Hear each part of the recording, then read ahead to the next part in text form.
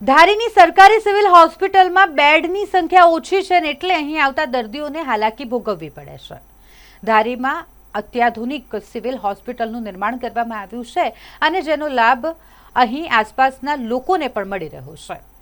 ધારી તાલુકો એ 69 ગામને જોડતો તાલુકો છે।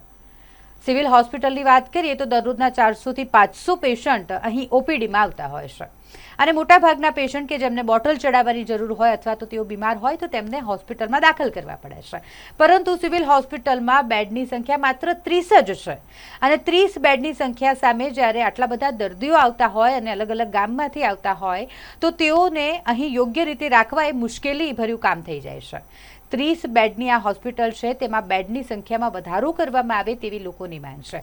અહીંયા હોસ્પિટલમાં ડૉક્ટર અને નર્સની વાત કરીએ તો તેઓ ખૂબ જ પ્રેમાળ છે, ખૂબ જ મદદરૂપ બને છે તમામ દર્દીઓને અને તેમનો સ્વભાવ ખૂબ સારો છે, પરંતુ અહીં અસુવિધા ફક્ત એક જ વાતની છે જે હોસ્પિટલમાં જે જરૂરી વ્યવસ્થા હોવી જોઈએ તેની। અહીં બેડ ફક્ત 30 જ છે અને તેવામાં જ્યારે દર્દીની સંખ્યા વધી જાય તો જેને બોટલ ચડાવવાના હોય તેમને બહારની તરફ બેસાડી બોટલ ચડાવવા પડે છે અને માટે દર્દીઓને હાલાકી પડતી હોય છે। તેવામાં અહીં બેડની સંખ્યા વધારવામાં આવે તેવી માંગ ઉઠી છે।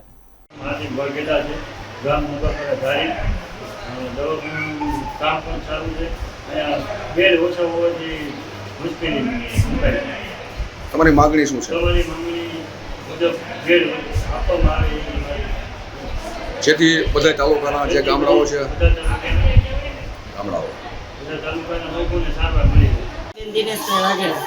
શું માંગણી છે તમારી? મારી માંગણી એવી છે કે અહીંયા બેડ ઓછા છે એટલે દર્દીઓને માટે બેડ વધારે હોય। સારવાર કેવી છે? સારવાર સારી છે, ડોક્ટરો કેવા છે? ડોક્ટરો સારા છે, પૂરતા પ્રમાણમાં સારવાર મળી રહે છે? પૂરતા પ્રમાણમાં સારવાર મળી રહેશે।